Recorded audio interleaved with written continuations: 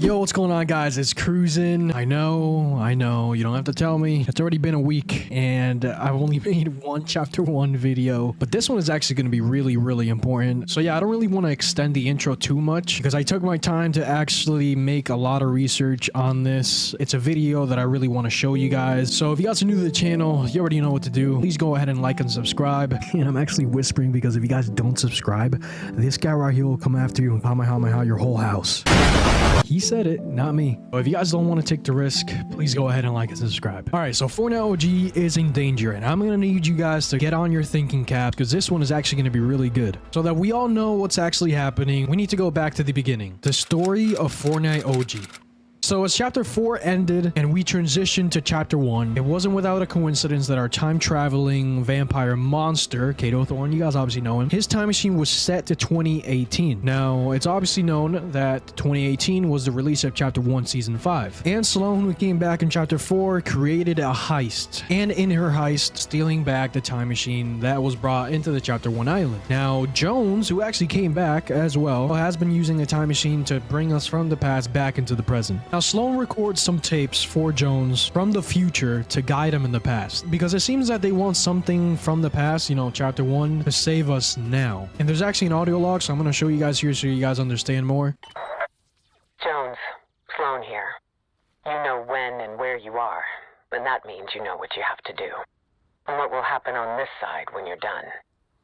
Tomorrow, you take the time machine back.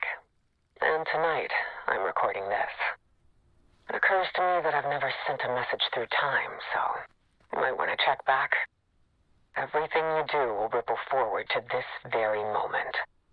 This might not even be the first time I've recorded this message. Do the job, Jones. It has to be done.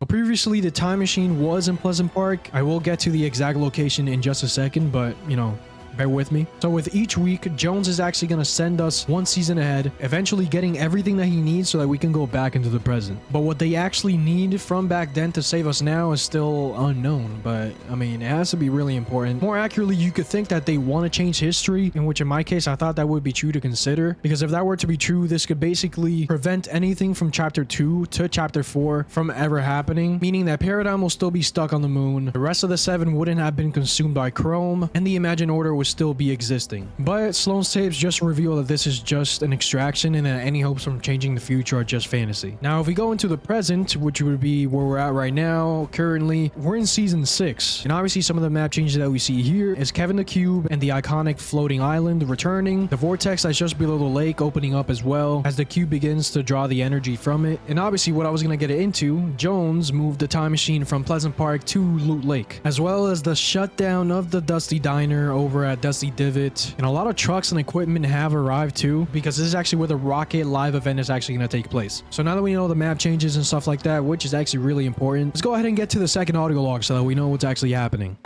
Jones, Sloan here. I feel like I've done this before, so let's assume I have. Unless this is deja vu. Alright, short version. You're back here for a reason. You're smart enough to figure it out. And it's not to change the future, by the way. Drop that fantasy right now. This is an extraction, and you're leading the way. You cannot hesitate in your duty, Jones. The world you're leaving is one of many, and there are more worlds than even you can imagine. Keep it that way. Do the job.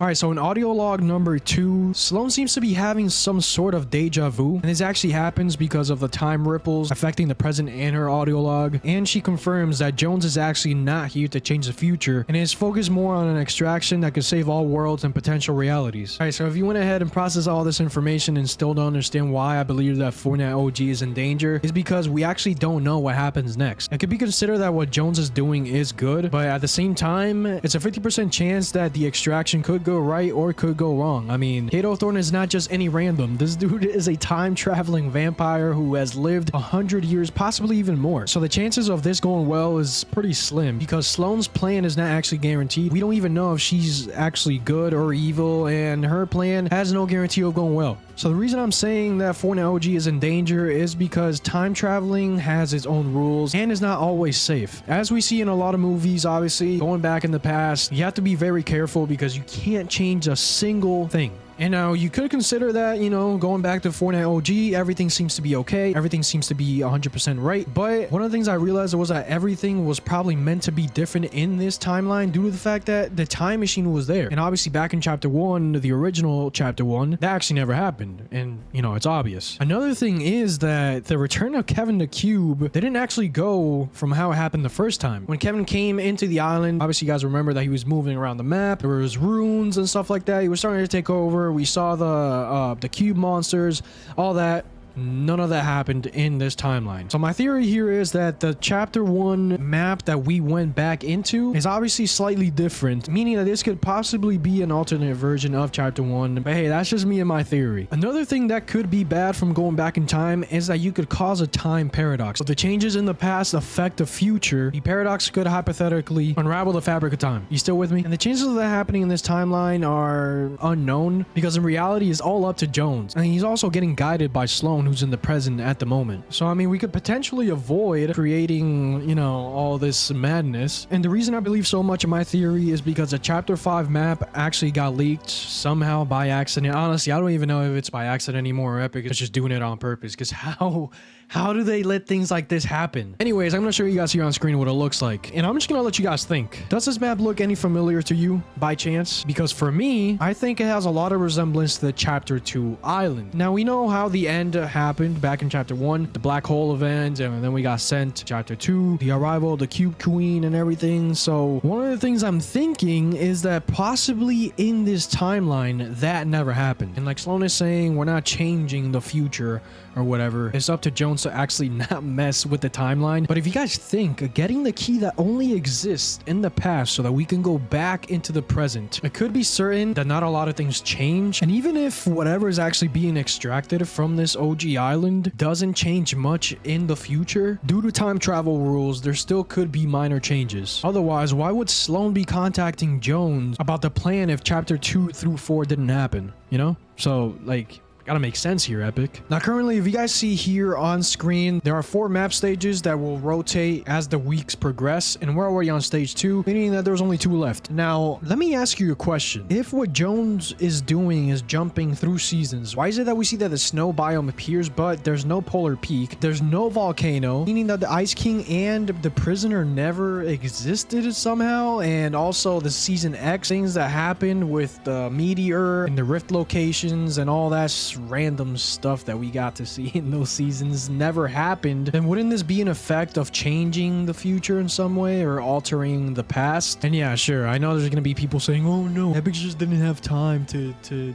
put all these spots in. Like, bro, just put your thinking cap for a second and just focus on the storyline here. In reality, I just love what Epic did here, because then it makes sense to bring the chapter 1 map back. Epic already had a storyline going from back in chapter 1 season 3. I mean, they were not obviously just gonna drop the chapter 1 island just like that out of nowhere. You know, they had to have a reasonable explanation as to why they would have to bring the chapter 1 map back. Kato Thorne brought us back to chapter 1. There's a key in this chapter 1 island that is actually gonna help us in the present. There's a lot of questions.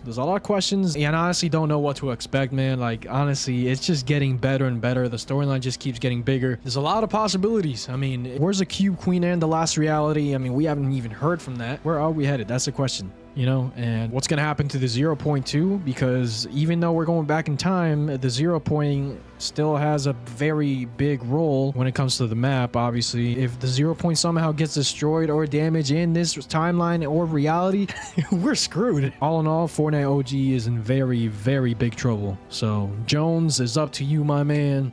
You got to get the job done. Like Sloan is saying, doesn't even matter if she's good or bad.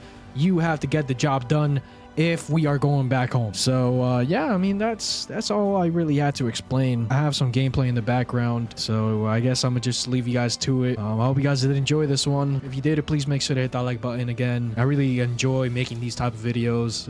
I educate myself more with Fortnite. You know, it matters a lot to me. You know, Fortnite, like I said, Fortnite is my favorite game of all time, and I even made a video explaining why I believe it is the greatest game of all time.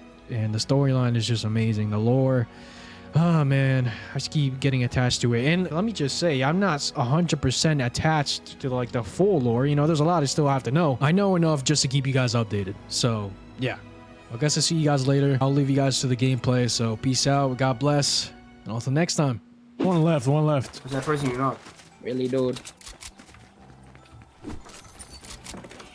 Oh, he left. Teammate right here. What is bro doing? He came over here because he just gave up, probably. Gave up. 40. Give me that!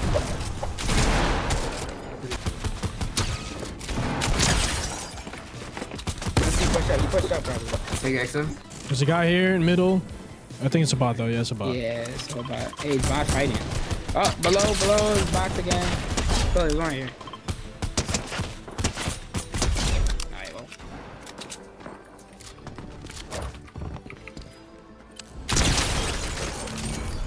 Real people, guy, girl. I'm a high. Where did you go? I'm a high. Get a high, please.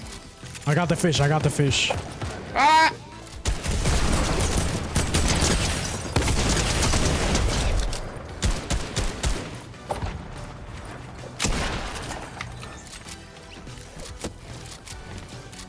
Oh my. Oh my gosh.